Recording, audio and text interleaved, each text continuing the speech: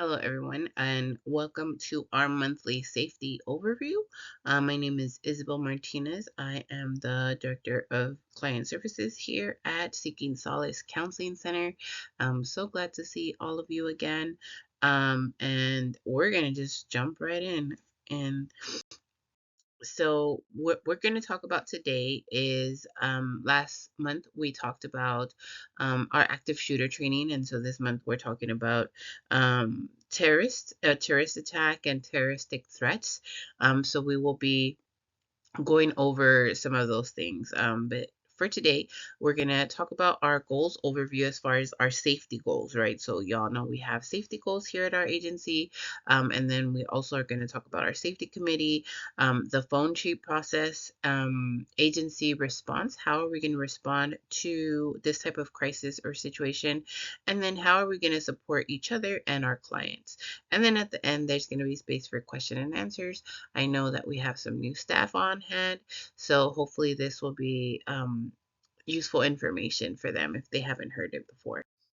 So our safety goals, we talk about CASE here at our agency. So we talk about communicate, which is to ensure that we are communicating with our respective teams and our partnering agencies and our clients as well. Advise, so provide feedback to the safety committee on what works and doesn't work for you or your team. And secure, which ensures both staff and clients are safe and secure. Empower, which is recognizing that each of one of us has our own capacity and concerns. And so if you're not comfortable with a certain task, please let your safety committee representative know, and they can assign that task to someone else and or kind of adjust the way we do things, right? So we always want to give space for everyone to share what works for them and what doesn't.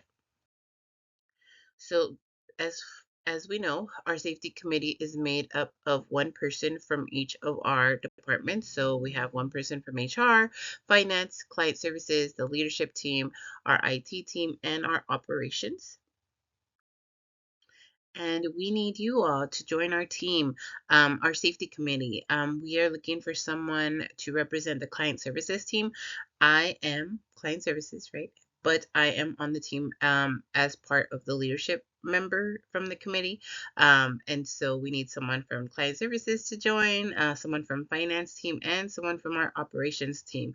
So if you are interested in this leadership opportunity, because it is a leadership opportunity, we look forward to having you. Please feel free to reach out to me or any of the other members of the committee. So we're going to go ahead and go over our phone tree process. For those of you who don't know or never experienced a phone tree, basically what this is a system of communication that we've designed to ensure that each member of our team is provided with the most updated information from our agency. Basically, it works a little bit better than text message because we're communicating one-on-one with somebody, and we're either having information go down or up on the tree depending on what the situation is. So these get activated either during a natural disaster, um, active shooter trainings like we did last month, or terrorist attack or things of that nature. So anything that has to do with some type of crisis, we will activate our phone tree. And so each program has the different people that they designate to. So typically the CEO, the VP of HR, and the safety committee will gather together and consult depending on what the situation is, and then relay the information to all the directors. The directors then relay the information to the managers, and the managers and or directors, depending on who their teams are, will disseminate the information to their respective teams. And then if there's anything that happens within one of the teams, then that person will be responsible to lifting that up higher to like the next level up. So if we have a counselor who experienced a crisis, then that counselor will let their manager know, and the manager will let the director know, and the director will let the CEO know, depending again on the situation. So let's go ahead and get started in discussing the agency response. There are two types of scenarios related to terrorism. So the first one is the terroristic threat. So this is where no action has taken place yet. Let's say we have a phone call that we receive or something of that nature that implies a terroristic threat. And so in that situation, the CEO and HR, in conjunction with the safety committee, will assess the threat and identify the appropriate protocols. As you see in this slide, we have three different protocols. So what entails is that when the committee gets together, usually there's a conference call within an hour of the threat. So if that's whether that's a threat to the community or to our agency, within an hour of us hearing of the threat, we will join together and have a impromptu committee meeting.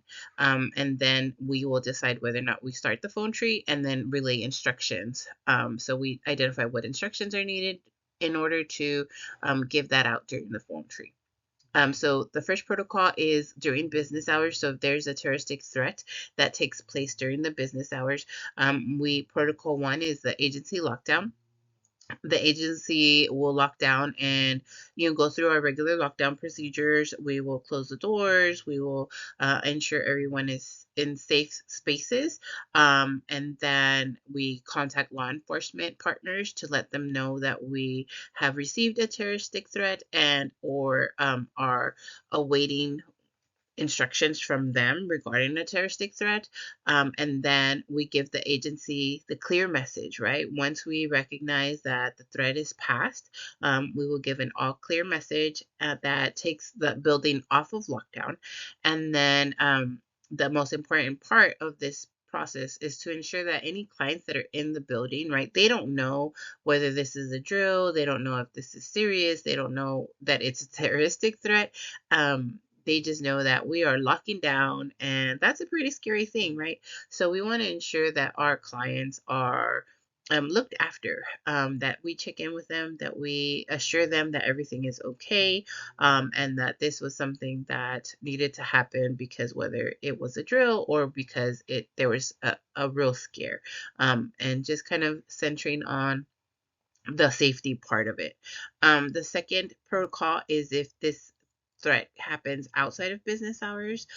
So in this situation, we will start the phone tree once the CEO and the committee decide what process to take and what instructions to relay. We'll start the phone tree and then we communicate with local law enforcement partners to determine the gravity of the threat and what our next steps are. Again, we are not an agency that provides emergency response. We will always leave it to the emergency responders to provide that for us. So we are not the experts in emergencies, but we will consult the experts in these situations. And that's exactly what we are doing in all these protocols. And then if it's occurring outside of business hours, our IT team will update our social media pages, notifying our community partners and clients that our agency will be closed for the foreseeable future. So depending once the threat is no longer valid or once we get an all clear from the emergency law enforcement or the response teams from the city, then we'll go ahead and relay that information through our social medias as well. And then protocol three is if it's a citywide threat. So if this is something that is the whole city has received a threat, right, against them. One of the things that we will do, the safety committee and the CEO will probably first check in with the law enforcement partners to ensure what appropriate steps we should take in this specific situation. And then we will activate the phone tree based on what their response is to us. IT will also update social media, notifying that the agency will be closed until the threat is diminished. And then in this one, we will do daily check-ins with the team until the threat is over. So the phone tree will be activated daily. So we will be relaying information back and forth, making sure all our staff members are okay, and then if needed, checking in with clients. So this next section is how our agency will respond if there's a terroristic attack that happens either at our agency or in our community. So the designated safety committee person will contact law enforcement partners to see um, what's going on. Get an update if possible, right? Obviously, they're going to be pretty busy, but recognizing that they are um, more aware of what's going on than we are, right? We are not an emergency response team.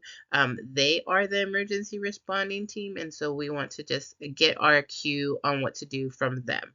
And so the relationships we've developed with our partnering agencies is one where we are confident that they will relay the information as quickly as possible to us. And so that person will then take the information to our CEO and HR and then have the impromptu committee meeting with the team to decide next steps. So if the protocol one is utilized, that's during business hours, we will lock down our agency. We will contact our law enforcement partners to let them know the number of staff and clients that are in the building. And this is part of why it's such an important thing to do while it's tedious, but signing in at the office is important because of this, right? We use the number of people in the building for all types of crisis response and safety planning. So knowing who's here and who's not here is important so that we have this offhand, right? We don't want to go to each room and count people because that's not realistic. But if we have more or less of an understanding of how many people are in the building, it could help. And so this is, again, just reiterating the importance of signing in to the building and signing in your clients more than anything. Once the agency gets an all clear message, we want to ensure that the clients leave safely from the building and make it to their vehicles or their transportation. If the client is on public transportation, making sure that they have a safe way to get home. So either contacting an Uber for them or waiting with them until their ride is there to take them home. And then we want to follow up with clients within 24 hours. Being involved in a terrorist attack is really scary for everybody involved. But we want to recognize that our clients, because of their vulnerability and because of the trauma that they've experienced in the past, are more susceptible to additional trauma. And so we want to, if possible, staff who are able to reach out to the clients that were present in the space during the attack and just kind of check in and make sure that they continue to be okay. So that's protocol one. If this is something that occurs outside of business hours, whether in our office or in the community, we will go ahead and start the phone tree automatically. If there's a terrorist attack that happens, we will just do not pass go. We'll just start the phone tree, right? The safety committee meeting, the safety committee and the VP will not have an impromptu meeting. We're just going to go ahead and start the phone tree and start communicating with our teams.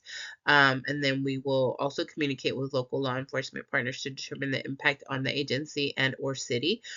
So is this something where there's going to be an investigation? Is this something where our building's going to be closed? Is this something where the city block is going to be impacted or certain services are going to be impacted? IT will notify social media or provide a social media update, notifying them that our agency will be closed as a result of the terrorist attack, right? Even if it's not within our building, we want to recognize that the delicate nature of a terrorist attack within the community. So we wouldn't want our office to be open and putting our clients in danger if there's something that might continue to happen throughout the day. And then the next thing is we want to, within 48 hours of the attack, reach out to our clients, right? The phone tree is activated, so that means people are relaying information, staff are connecting with their peers or with their supervisors, and vice versa. but our clients, right? So we want to make sure that our clients are being reached out to, that they are being checked in on. And so we will, as the client services team, will go ahead and start that process within 48 hours. So once a terroristic threat or attack has occurred, we want to make sure as a counseling agency that we're providing the best support for our clients in this situation. So how do we do that? We do that by making sure that we are a resource to our clients, right? We want to validate our clients, we want to empower our clients, and we want to support our clients. You are the resource for our clients. You're the one that is the holder of knowledge, right? And so we know that knowledge is power. And so when we um, give our clients the information that they need to make an informed decision, then we are empowering them in that space. And so we don't ever want to hold information for ourselves, which is why we try to contact clients within 48 hours, trying to reach out. Obviously, we're not going to reach all clients within 48 hours, but we want to start that process, right? Because we want to, again, we're the resource for clients. We are a safe space for clients. And so making sure that we're providing um, reassurance and validation and empowerment and support for them if needed. We also want to give them the community hotline. You'll see it there. So when we call clients, we're providing them with the hotline. We're actually giving them a bunch of numbers is part of what we're doing.